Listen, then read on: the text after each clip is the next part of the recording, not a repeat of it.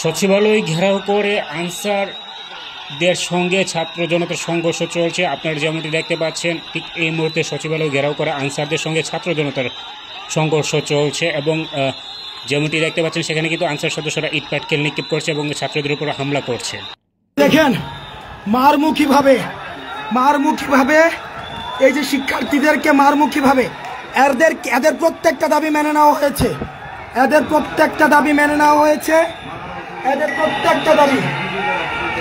প্রত্যেকটা দাবি মেনে নেওয়ার পরও এরা সচিবালয় ঘেরাও করে সব উপদেষ্টাদেরকে এরা আটক করে রেখেছে। আমাদেরকে বিকাল থেকে আটক করে রেখেছে। সবাইকে আলাদা করে ডেকে নেওয়া হয়েছে। আলাদা করে ডেকে নিয়ে গিয়ে ওদেরকে বোঝানো হয়েছে, ওদের সব দাবি মেনে নেওয়া হয়েছে। ওদের নেতৃত্বের আন্দোলন প্রত্যাহার করলো, এরা আন্দোলন প্রত্যাহার করেনি। এই ইতিমধ্যে শিক্ষার্থীদেরকে পিটানো হয়েছে।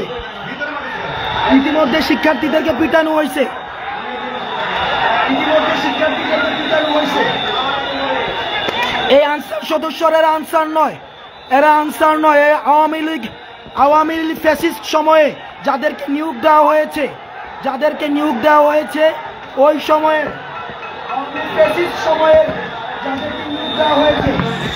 এই যে দেখেন কিভাবে গাড়ি ভাঙছে, দেখেন এই যে আপনারা দেখেন এই যে বাঁশ লাঠি ছুটা নিয়ে ঢাকার যত শিক্ষা প্রতিষ্ঠান আছে আপনারা সবাই রাস্তায় আসেন। ঢাকার যত শিক্ষা প্রতিষ্ঠান আছে, এই ফ্যাসিস্ট গভর্নমেন্টের দালালরা আজকে কিভাবে দেখেন নির্যাতন করছে, কিভাবে এই ফ্যাসিস্ট লাঠি সুতা নিয়ে কিভাবে নির্যাতন করছে এই ফ্যাসিস্ট দালালরা। ছাত্রদেরকে পিটাচ্ছে ফ্যাসিস্ট দালালরা। এদেরকে অতি সত্বর বিলুপ্ত করা হোক।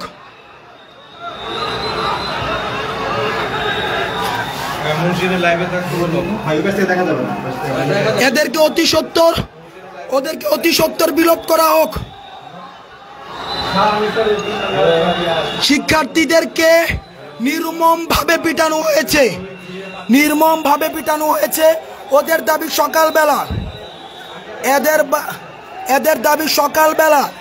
দাবি সকালবেলা মানা হয়েছে। এদের দাবি সকালবেলা দুপুরবেলা মানা হয়েছে। এরপর ওরা এদের নেতৃত্বে যারা রয়েছে এরা আন্দোলন প্রত্যাহার করে চলে গিয়েছে। এই আওয়ামী ফ্যাসিস্টের যারা নিয়োগ দিয়েছে ওদেরকে একদিনের মধ্যে ওদের জাতীয়করণ করতে হবে। আজকের মধ্যেই নাকি ওদেরকে জাতীয়করণ করতে হবে।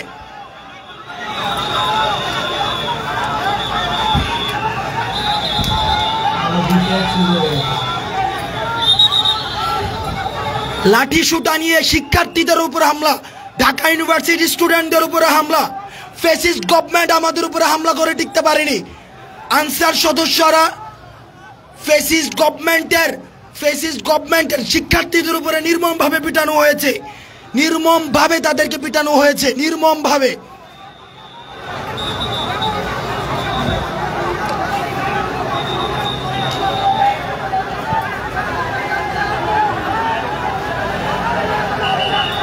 এই পুরো এলাকা, সচিবালয়ের পুরো এলাকা এরা ঘিরে রয়েছে। এখানের কোনো সচিব, কোনো ধরনের প্রশাসনিক কাউকে এখানে বের হতে দেয়নি। ওরা পুরো এলাকাকে ঘিরে রেখে এক ধরনের সন্ত্রাস এই যে ওরা বিশ্ববিদ্যালয়ের শিক্ষার্থীদেরকে মারতে উদ্যত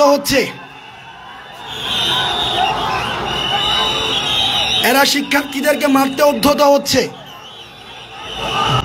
চাকরি জাতীয়করণের দাবিতে সচিবালয় ঘেরাও করা আনসার সদস্যদের সঙ্গে ছাত্র জনতার সংঘর্ষের ঘটনা ঘটছে সচিবালয়ের সামনে। যেমনটি আপনারা দেখছেন, আজ রোববার রাত 9:30টার দিকে সচিবালয় এলাকায় সংঘর্ষ শুরু হয়। সন্ধ্যা থেকে সচিবালয় ঘেরাও করে রেখেছিল প্রায় 1,500 আনসার সদস্য।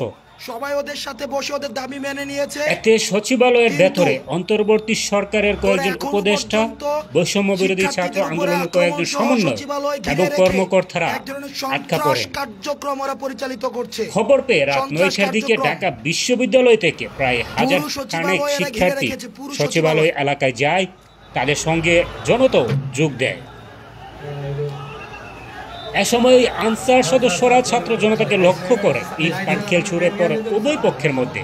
ইট পাটকেল নিক্ষেপ ও ধাওয়া পাল্টা দেওয়া হয়। এতে বেশ কয়েকজন শিক্ষার্থী ও আনসার সদস্য আহত হন। তাদের ঢাকা মেডিকেল কলেজ হাসপাতালে নেওয়া হয়। সংঘর্ষে আহত অন্তত 40 জন ঢাকা মেডিকেল কলেজে ভর্তি করা হয়েছে বলে জানা গেছে। ঢামেক হাসপাতালের পুলিশ ক্যাম্পের ইনচার্জ মোহাম্মদ বাচ্চু মিয়া বলেন, রাত 9:15 থেকে আহতরা হাসপাতালে আসা শুরু করেন।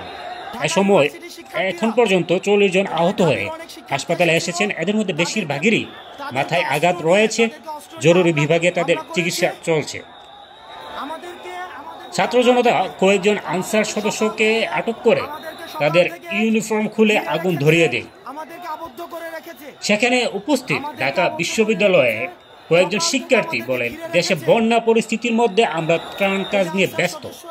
আনসার সদস্যদের দাবি মানার জন্য সময় চাওয়া হলেও তারা সুযোগ নিয়ে সচিবালয় ঘেরাও করেছে। এমন আনসার বাহিনী আমরা চাই না, তারা দেশের সংকট বুঝে না। রাত 10টার দিকে আনসার সদস্যরা ছত্রভঙ্গ হয়ে সচিবালয় এলাকা ত্যাগ করে। চাকরি জাতীয়করণ সব বেশ কয়েকটি দাবিতে গত কয়েকদিন ধরে আন্দোলন করছিল আনসার সদস্যরা। আজ সোমবার আন্দোলনকারী আনসারের প্রতিনিধি দল স্বরাষ্ট্র উপদেষ্টার সঙ্গে সাক্ষাৎ করে। স্বরাষ্ট্র উপদেষ্টা আনসারের দাবিগুলো পর্যালোচনার একটি কমিটি গঠন করে এবং 7 দিনের মধ্যে কমিটিকে প্রতিবেদন দেওয়ার নির্দেশ দেন। পরে আনসারের পক্ষ থেকে সাময়িকভাবে আন্দোলন প্রত্যাহারের ঘোষণা দেওয়া হয়। এরপরও আনসারের একটি অংশ সচিবালয় এলাকায় অবস্থান করে এবং এক পর্যায়ে সচিবালয় ঘেরাও করে ফেলে।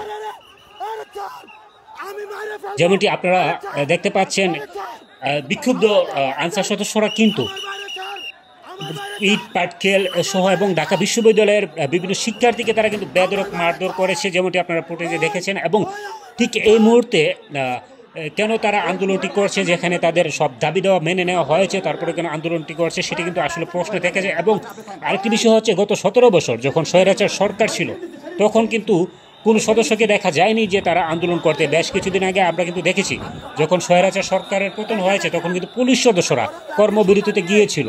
তারা বলেছিল যেরকম যে তারা নির্বিচারে মানুষ হত্যা করেছে এবং তাদেরকে উপর থেকে অনেক প্রেশারাইজ করা হয় এই ধরনের, যাতে তাদের দ্বারা কোনো অপকর্ম না হয় সেজন্য তারা কর্মবিরতিতে গিয়েছিল।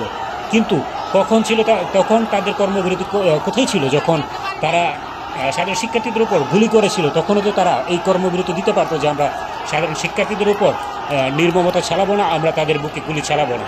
সেটাও ছিল একটা অভিনয়। ঠিক এই মুহূর্তে যেটা আনসার সদস্যরা কিন্তু করছে, আপনারা যেরকম ফুটেজে দেখতে পেয়েছেন এবং আপনারা ভিডিওতে যেরকম দেখতে পাচ্ছেন, ইতিমধ্যে কিন্তু অনেক শিক্ষার্থী, হাজার হাজার শিক্ষার্থী কিন্তু রাস্তায় নেমেছে। এবং নট অনলি শিক্ষার্থী, এখানে কিন্তু সাধারণ জনতাও কিন্তু অংশগ্রহণ করেছে। কারণ এই আনসার সদস্যদের যে কার্যকলাপ সেটি কিন্তু স্পষ্টত প্রমাণ করে যে এটা কোনো আনসার সদস্যদের কাজ নয়, এটি হচ্ছে আওয়ামী লীগ আনসার হয়ে ফিরে আসার একটি ঘটনা।